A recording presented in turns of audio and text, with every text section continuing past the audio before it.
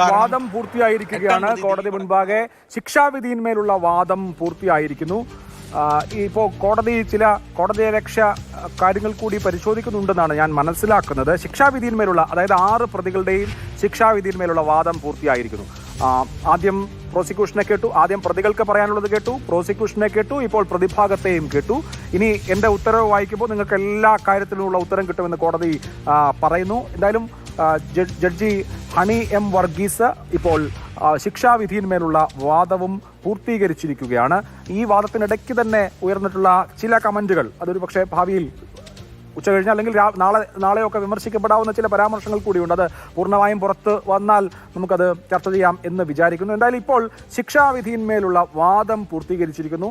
പ്രതിഭാഗത്തിന് പറയാനുള്ളത് കേട്ട് കഴിഞ്ഞിരിക്കുന്നു, പ്രതികൾക്ക് പറയാനുള്ളത് കേട്ടു, പ്രോസിക്യൂഷന് പറയാനുള്ളത് കേട്ടു, പ്രതിഭാഗത്തിന് പറയാനുള്ളതും കേട്ടു. ശിക്ഷാവിധിയിൽ വാദം പൂർത്തിയായിരിക്കുന്നു. പരമാവധി ശിക്ഷാ ഇളവാണ് പ്രതിഭാഗം ആവശ്യപ്പെട്ടിട്ടുള്ളത്. പ്രോസിക്യൂഷൻ ആവശ്യപ്പെട്ടിട്ടുള്ളത് ഇളവുകളില്ലാത്ത ജീവപര്യന്തം. പരമാവധി ശിക്ഷ ജീവപര്യന്തം, ഇളവുകളില്ലാത്ത, ശിക്ഷാ ഇളവ് നൽകാത്ത ജീവപര്യന്തം, ജീവിതകാലം തടവിൽ കടക്കാൻ കഴിയുന്ന ജീവപര്യന്തം എല്ലാ പ്രതികൾക്കും നൽകണം എന്നുള്ളതാണ് പ്രോസിക്യൂഷൻ വാദിച്ചിരിക്കുന്നത്. പ്രതിഭാഗം വാദിച്ചിരിക്കുന്നത് ശിക്ഷാ ഇളവാണ്.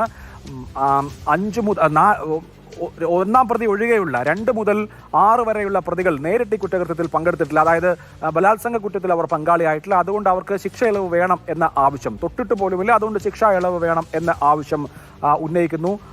2 മുതൽ 6 വരെ പ്രതികൾ. ശിക്ഷാവിധിയിൽ ഇപ്പോൾ വാദം സമ്പൂർണ്ണമായിരിക്കുന്നു.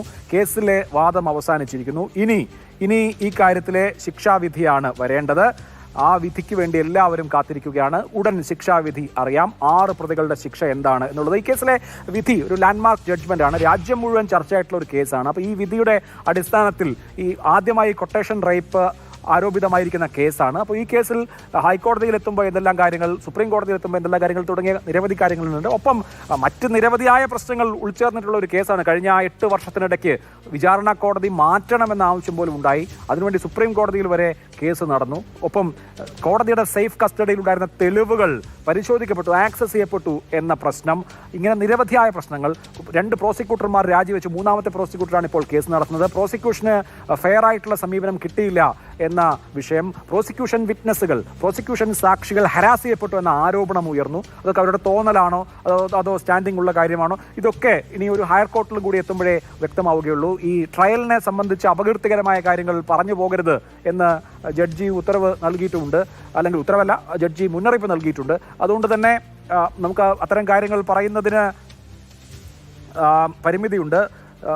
ഈ കേസുമായി ബന്ധപ്പെട്ട മുഴുവൻ കോടതിയലക്ഷ്യ ഹർജികളും ഡിസംബർ 18 കേൾക്കും എന്ന് ജഡ്ജി വ്യക്തമാക്കിയിട്ടുണ്ട്. അതായത് കോടതിയലക്ഷ്യം എന്നുള്ളത് ജഡ്ജിമാർ ഒരു ആയുധമാക്കരുത് എന്ന് സുപ്രീം കോടതി നേരത്തെ വ്യക്തമാക്കിയിട്ടുള്ളതാണ്. ഈ വിഷയവുമായി ബന്ധപ്പെട്ട കോടതിയലക്ഷ്യ കേസുകൾ കോടതി പരിഗണിക്കാൻ പോവുകയാണ്. കോടതി 18-ാം തീയതി, ഡിസംബർ മാസം 18-ാം തീയതി ഈ വിഷയത്തിലുള്ള കോടതിയലക്ഷ്യ കേസുകൾ 18-ാം തീയതി പരിഗണിക്കാൻ പോവുകയാണ്. അതും വളരെ പ്രധാനപ്പെട്ട കാര്യമാണ്. കേസുമായി ബന്ധപ്പെട്ട എല്ലാ കോടതിയലക്ഷ്യ ഹർജികളും കോടതി പരിഗണിക്കുന്നു എന്നുള്ളതാണ്. ഇനിയിപ്പോൾ വിമർശനം ഉന്നയിച്ചവരുടെ ഊഴമാണ്. എന്തായാലും ഗൂഢാലോചന ആരോപിക്കപ്പെട്ട പ്രതികൾ, 8-ാം പ്രതി അടക്കമുള്ളവർ മോചിതരായിരിക്കുന്നു. ഇനി അവർ തെറ്റു ചെയ്തിട്ടുണ്ട്, കോടതി ശരിയായ നിലയിലല്ല കാര്യങ്ങൾ കാണുന്നത് എന്ന് പുറത്ത് വിമർശിച്ച ആളുകൾക്കെതിരെയുള്ള കോടതിയലക്ഷ്യ നടപടികളാണ് ഇനി. അത് 18-ാം തീയതി അതിന്മേലുള്ള വാദം നടക്കും. ശിക്ഷാവിധിയിന്മേൽ ഉത്തരവ് പൂർത്തിയായി കഴിഞ്ഞിരിക്കുന്നു. അപ്പോൾ